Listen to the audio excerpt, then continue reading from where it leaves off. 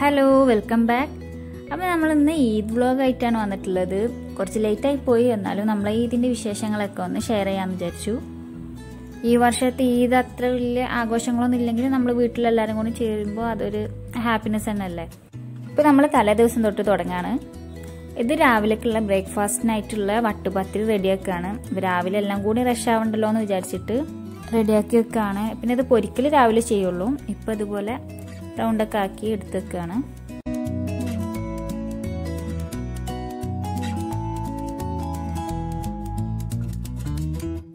ഇത് നമ്മൾ ഈദ് ഡേൻ്റെ അന്ന് രാവിലെ തന്നെ നമ്മൾ എണീച്ച് ചായൻ്റെ കൂടെ കാൽച്ചായൻ്റെ കൂടെ കഴിക്കാനായിട്ട് ഉഴുന്നുവട ഉണ്ടാക്കുകയാണ്. അത് കഴിച്ച ശേഷം നിസ്കാരം കഴിഞ്ഞിട്ടൊക്കെയാണ് നമ്മൾ ബ്രേക്ക്ഫാസ്റ്റ് കഴിക്കുക. അപ്പം ആ സമയത്തിന് വേണ്ടിയിട്ട് ഉണ്ടാക്കിയതാണ്. പിന്നെ നമ്മൾ ഇന്നലെ റെഡിയാക്കി വെച്ച വട്ടുപത്തിരി പൊരിക്കുകയാണ്.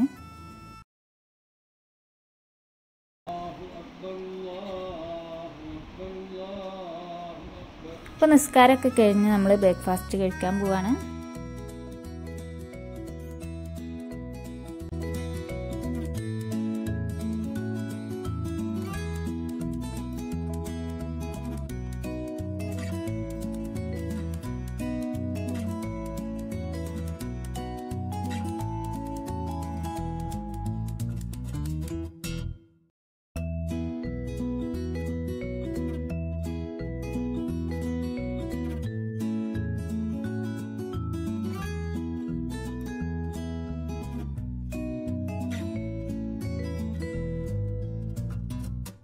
അപ്പോൾ രാവിലത്തെ ബ്രേക്ക്ഫാസ്റ്റ് ഒക്കെ കഴിഞ്ഞ് അതിൻ്റെ ഉമ്മൻ്റെ 2 ബ്രദേഴ്സ് ഉണ്ട്, ട്വിൻസാണ്. അപ്പോൾ ഒരാളെ വീട്ടിൽ നിന്ന് ബ്രേക്ക്ഫാസ്റ്റും മറ്റാളെ വീട്ടിൽ നിന്ന് ലഞ്ചുമാണ്.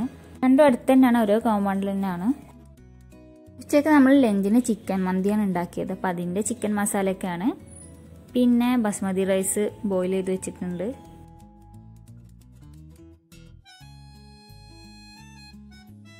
ഇത് ബീഫ് ബിരിയാണിക്കുള്ള മസാലയാണ്.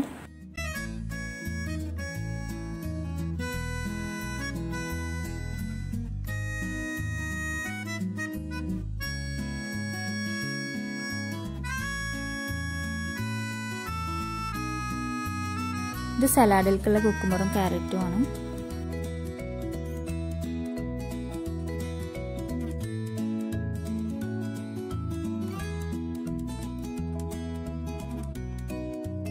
നമ്മൾ മയോണൈസ് റെഡിയാക്കി വെച്ചിട്ടുണ്ട്.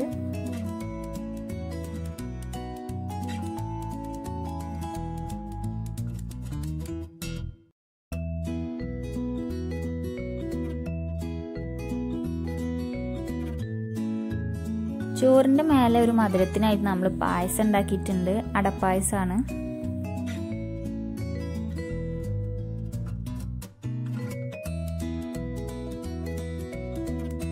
അങ്ങനെ ലഞ്ചൊക്കെ കഴിഞ്ഞ് എല്ലാവരും ഇങ്ങനെ വീട്ടിൽ പുറത്തൊന്നും പോകാൻ പറ്റില്ലല്ലോ. അപ്പോൾ എല്ലാവരും വീട്ടിലിരുന്നിട്ട് തന്നെ ഇങ്ങനെ കഥ പറച്ചിലും ഓരോന്നൊക്കെ ആയിട്ട് ഓരോരുത്തർ ഓരോ ഭാഗത്ത് ഇരിക്കുകയാണ്.